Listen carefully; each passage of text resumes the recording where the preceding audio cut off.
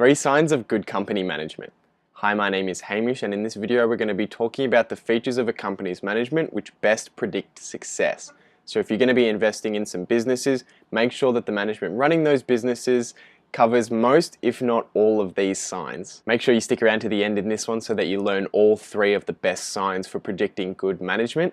I personally use these things before investing in companies, and they dramatically reduce the chance of you picking a bad stock. If you're enjoying the content and want to learn more, make sure you subscribe and let me know what you want to learn about in the comments below so that I can tailor these videos to your needs. Number 1 is that the founders of a company are still on the board of directors. Now, most companies won't be run by the founders, they'll be run by other kinds of people who've come into the management after the founders have left. However, it is something I look for because if you do have the founders in one on the board of directors is one thing, and then being the CEO or the chair of the board. But if you have the people who have created this business from the ground up, the people who had the vision and know where they want this business to go, and they're still in charge in the business, it's usually a really good sign because it means they can continue to make this business better and better and better. So while this one is definitely not necessary, because a lot of the businesses we're going to be investing in anyway have been around for 20 to 30 or 40 years, which means that the founders are probably not still in the company. If they are, it's a bonus, but they're probably not. But it is something that I look for. Especially sometimes that we'll find that the founders, if the company is 20 or 30 years old, they might no longer be the CEO, but they'll still be on the board, which is really great because it means that they've still got a voice in where the company is going, and they've still got a significant impact on the decisions that a company makes moving forward. Number 2 is a high ROIC. Now, I talk about this a lot because it's one of the key things that we look for when we're investing in really great businesses. That is the return on invested capital. Now, if you haven't seen my other videos, I'll just say it again. Return on invested capital basically tells us how effective management is at investing our money for us. So it's the return or the profits that they're generating on the capital that's been provided to them by shareholders and also creditors who have provided debt to them. And basically we're looking for this number to be as high as possible because the higher it is, it means that the better return that management is getting on our money. The ROIC is really a quick way to check if management is performing adequately, if they're performing well enough for us to continue investigating the management. So it's usually the first thing I look at when looking into management. I look at the ROIC, and basically I want to see their 5-year average above 10%, and I also want to see last year's average above 10%, and I want the last year's average to be above the 5-year average. If you invest in a company that has an ROIC that's below 10%, maybe it's like 6 or 7%, it means that they're not getting the return that we're trying to get. So we're trying to get a 10 to 15% return annually. So if the management within a company can't get that on their capital, it means that we can't expect their stock price to appreciate at a rate of 10 to 15%, because if they're only generating 6% on the money that they have available to them, how can we expect this company to grow at 10 to 15% per year? Out of all 3 of these today, I would say that this is by far the most important, and it's the first thing that you should be looking at when investigating the management. If this isn't satisfied, I would very seriously consider not investing in that company, or at least holding off until the ROIC has improved. But the other 2 are sort of bonuses, I guess, and this is the first thing you want to nail down before investigating management further and making sure that they're a solid management team that can get your stock where you need it to go. And number 3, honest and transparent letters to the shareholders. Now, if you don't know, in every annual report, the CEO writes a letter to the shareholders, which basically outlines how the year has gone. And essentially, CEOs use this letter in a vast number of ways.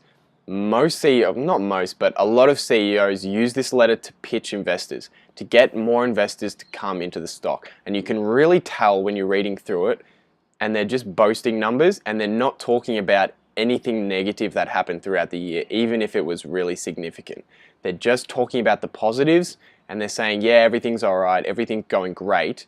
And then you can tell that they're sort of pitching you, they're trying to sell you, and that is absolutely what we want to avoid. If you've ever read Warren Buffett's letter to the shareholders for Berkshire Hathaway, you will understand what I mean by an honest and transparent letters to the shareholders.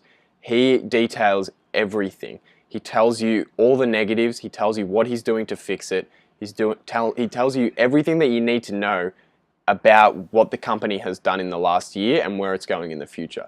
And he's completely transparent. And you can tell that he's not trying to sell you. He's just being honest. He's telling you exactly what's happening within the company. And that's what we want, because we want a management team that's not going to lie to us when the company's struggling. We want them to be honest about their problems, how serious these problems are, and how they're going to amend them.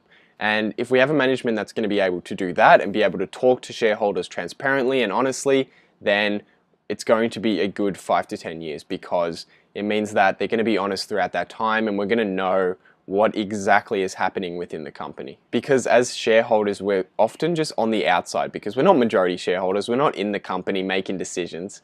So we rely on the management team to be honest to us, because if they're not honest and they're just lying to us, they're just pitching us saying, yeah, buy more shares, invest some more money in our company, then when something bad happens, we're just going to get blindsided and the stock's going to get hammered. We want them to be honest, and we want the share price to reflect the value within the company. That's another thing, because when management's, they're not lying, but when they're deceiving their investors and they're telling people everything is all right, it can push the stock price up way higher than what the true value of the company is.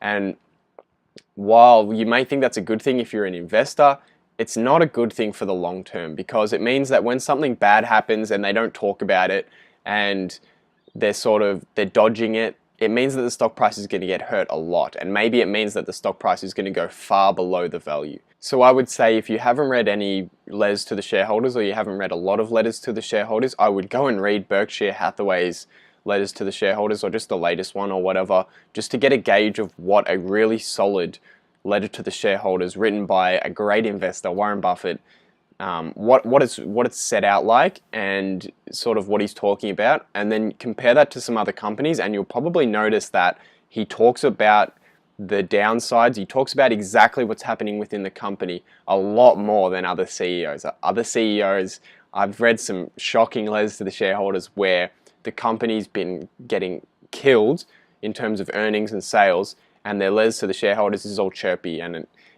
there's no mention of the poor earnings or sales. And it's amazing to think that they can do that, but they do it because they want you to read it and they want you to invest in their company. And unfortunately, there's some dodgy, well, not dodgy, but a little bit dodgy managers out there. And we want to make sure that we've got great managers, because at the end of the day, we're just investing. We're not in control of the company. We're not able to make decisions. So we need to make sure that the team that's in charge, who's piloting our ship, is really solid and competent. So those are 3 signs that you want to look out for in a good management team. Now, there's a lot of different signs that you can look at. You can look at the percentage of shares that they hold, and you can look at whether they're selling shares or buying shares at the moment. There's a lot of different things that you can look at with regard to the management to see if they're competent, and see if they're an honest and solid management team that you would want in charge of the company that you're going to be investing in. But these are 3 of the most important, I think, especially the ROIC.